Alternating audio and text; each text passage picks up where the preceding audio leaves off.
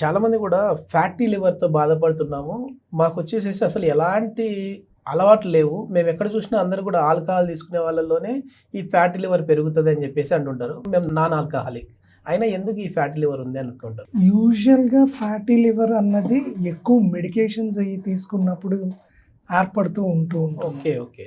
Faulty life style, మనం తీసుకునే ఆహారం విధానాలను బట్టి మనకి ఫ్యాటీ లివర్ అన్నది తయారవుతూ ఉంటుంది. ఓకే. ఓన్లీ అంటే ఆల్కహాల్ తీసుకునే వాళ్ళలోనే కాదు. Alcohol additional advantage. ఓకే. ఇప్పుడు ఆల్కహాల్ తీసుకున్నారంటే దాని ప్రభావం, ఎందుకంటే ఎక్కువ ఎక్కువ డ్యామేజ్ ఆల్కహాల్ వల్ల జరిగేది లివర్కే జరుగుతుంది. ఓకే. ఓకే. సో ఇర్రివర్సిబుల్ అయిపోయినప్పుడు we cannot do anything, cirrhosis వరకు వెళ్ళిపోతూ ఉంటుంది. ఓకే. సో ఏదైనా పరిమితి, హుహుహు. కానీ అలాగని చెప్పేసి ఆల్కహాల్ ప్లస్ ప్రతి ఒక్కళ్ళు తీసుకోవచ్చు ఇది ఆరోగ్యానికి మంచిది అనుకుంటే అది అపోహ. ఇప్పుడు ఎందుకంటే ఇది మాట్లాడడానికి రీజన్ కూడా కొంచెం బాడీ కూల్ ఉంది కదా, హీట్ చేస్తుంది. ఈ టైంలో ఒక 2 పెగ్గులు వేస్తే మంచిది అంటుంటారు కదా. సో నేను అంటుంది అదే, ఏదైనా మందు అవనివ్వండి, ఆహారం అవనివ్వండి, పరిమితి మించితే ఏదైనా ఇబ్బంది. ప్రమాదమే. అండ్ ఆల్కహాల్ ఒకప్పుడు కొన్ని కండిషన్స్కి యూజ్ చేసేవారు. ఓకే. ఇప్పుడు అది మనం సోషలైజింగ్ కోసము మన ఫీజిబిలిటీ మనకి మంచిది అన్న ఉద్దేశంతో తీసేసుకుంటున్నాం. Yes, yes. కానీ ఇప్పుడున్న డాక్టర్స్ కూడా ఎవరు అడ్వకేట్ చేయరు. Yes, yes. ఆల్కహాల్ నేను రోజు 2 పెగ్స్ తీసుకుంటా, 1 పెగ్ తీసుకుంటా, Yes. అది మంచిది అంటే హోమియోపతి మందుల్లో ఆల్కహాల్ కలుస్తుంది అని అంటుంటారు కదా, అది నిజమేనా సార్? కాదు. ఓకే. ఓకే. ఊర్లో ఒక అపోహనే, ఆల్కహాల్ ఈ ఆల్కహాల్ ఒకటి కాదు, ఒకవేళ ఉందా? కంపల్సరీగా పర్సంటేజెస్ వేరీ అవుతూ ఉంటాయి. ఓకే. సో అన్ని ఆల్కహాల్ ఒకటి కాదు. ఎగ్జాక్ట్లీ, పేరుంది కదా అని చెప్పేసి ఇది అదే కదా అని అనుకోకూడదు.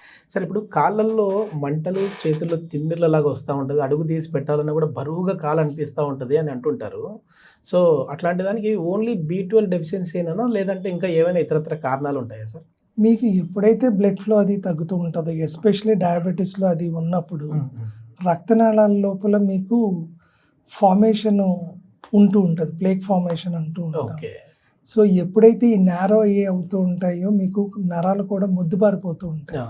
సో తిమ్మిరి అది వస్తూ ఉంటుంది, మంటలు అవి వస్తూ ఉంటాయి, సర్క్యులేషన్ అది లేక. మిగతా కొన్ని ఏమంటారు రక్తనాళాల వ్యాధుల్లో కూడా మీకు ఇది గమనిస్తూ ఉంటాం. ఓకే. కానీ వాతావరణానికి సంబంధించిన దాంట్లో అది మీకు ఉండదు.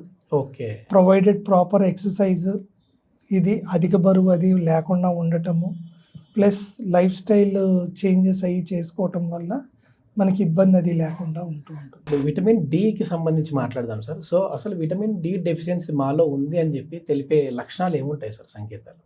యూజువల్గా విటమిన్ డి ఉన్నప్పుడు ఇమ్యూనిటీ కూడా తక్కువ ఉంటుంది.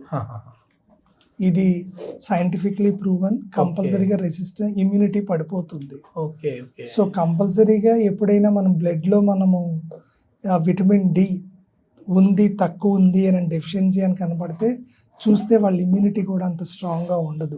ఓకే. సో కాంపెన్సేట్ చేయవలసి వస్తుంది, విటమిన్ డి తీసుకోవాల్సి ఉంటుంది. Natural form of vitamin D మనకి ఎక్కువ వచ్చేది సన్ రైస్.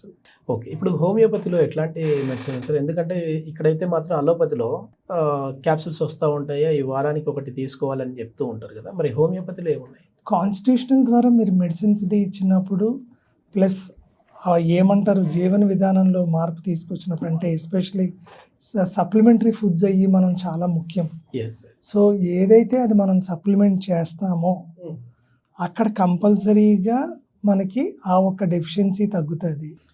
అవసరమైనప్పుడు ఇది ట్యాబ్లెట్ డెఫిషియన్సీది ఉన్నది అంటే విటమిన్ డి క్యాప్సూల్ తీసుకోవటంలో తప్పేమీ లేదు. మనం నెక్స్ట్ వచ్చేసి ఈ నీ పెయిన్స్, జాయింట్ పెయిన్స్ గురించి మాట్లాడదాం సార్. ఎందుకంటే ఈ సీజన్ వచ్చిందంటే అసలు అట్లా కాళ్ళు ముడుచుకొని పడుకుంటారు చలికి, మళ్ళీ అట్లా కాళ్ళు తీయాలి అని అన్నా సరే పట్టేసినట్టుగా ఉంటుంది, విపరీతమైన పెయిన్స్ వస్తూ ఉంటాయి. మోకాళ్ళ నొప్పులు ఉన్న వాళ్ళకైతే ఇంకా నరకం అనుకోండి.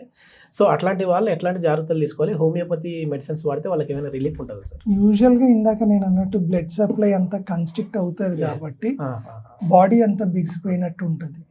సో ఎప్పుడైతే స్టిఫ్నెస్ అది బాడీకి బ్లడ్ అది కన్స్ట్రిక్టెడ్గా రిస్ట్రిక్టెడ్గా వెళ్తూ ఉంటుందో, పట్టేసినట్టు ఉంటుందో, మనకి స్టిఫ్నెస్ అది పెరిగిపోతూ ఉంటుంది. సో ఆర్థరైటిస్, కీళ్ళవాతం ఉన్న వాళ్ళకి వాపు వల్ల అర్లీ మార్నింగ్ స్టిఫ్నెస్ అన్నది ఎక్కువ ఉంటుంది. ఓకే. కానీ ఆస్టియోఆర్థరైటిస్లో మోకాళ్ళ నొప్పి ఉన్న వాళ్ళకి అది అర్లీ మార్నింగ్ స్టిఫ్నెస్ ఏమి ఉండదు. ఓకే. మీ జాయింట్ని మీరు ఎంత వాడింటారు అన్న దాన్ని బట్టి నొప్పి ఉంటుంది, కానీ పొద్దున్నే లేచిన వెంటనే ఇది నొప్పి అన్నది ఉండదు. సో అలా నిర్ధారించుకుని మనం జాగ్రత్తలు అయ్యే తీసుకోవాలి. సో యూజువల్గా ఇంట్లో అది ఉన్నప్పుడు కూడా మనకి చలి ఎక్కువ వెళ్ళిపోతున్నప్పుడు యూజువల్గా తెలియకుండా చేసే ఒక తప్పు, కానీ దాని ప్రభావం ఎక్కువ ఉండేది ఏంటి అంటే, ఇంట్లో మనం ఫుట్వేర్ అది వాడినప్పుడు చల్లగా ఉన్నప్పుడు పాదాల నుంచి ఎక్కువ చలిది వెళ్ళిపోతూ ఉంటుంది. ఓకే. సో ఎప్పుడైతే ఇది ఉంటుందో కంపల్సరీగా బ్లడ్ యొక్క టెంపరేచర్ కూడా మారుతుంది, థిక్ అవుతుంది. సో ఆటోమేటిక్గా స్టిఫ్నెస్ అది పెరుగుతుంది, ఇబ్బంది అది పెరుగుతూ ఉంటుంది. సో ఇంట్లో చాలామంది ఇప్పుడు ఎంసీఆర్ చెప్పల్స్ అంటారు, డాక్టర్ ఫుట్వేర్ అంటూ ఉంటారు. అవి వేసుకోవటం, హాట్ వాటర్ బాత్ అది తీసుకోవటం, తర్వాత రెస్ట్ అది తీసుకోవటం, ఈ చేయటం వల్ల మీకు గ్రాడ్యువల్గా మీకు ఉపశమనం కూడా ఎక్కువ ఉంటుంది. కానీ వ్యాధి బట్టి ఆ ఒక్క స్టేజ్ బట్టి కంపల్సరీగా మెడికేషన్ అన్నది లేకపోతే ఓన్లీ జాగ్రత్తలతోటి overcome of the body. Okay. Doctor కేర్కి ఈ సీజన్లో ఎక్కువగా ఏమైనా ఈ మోకాళ్ళ నొప్పుల వాళ్ళు ఆస్టియోఆర్థరైటిస్ లాంటి వాళ్ళు వస్తున్నారా సార్? ఏమన్నా అన్ని విధాలుగా ఎక్కువ మంది వస్తూ ఉంటారు. ఓకే. ఓకే.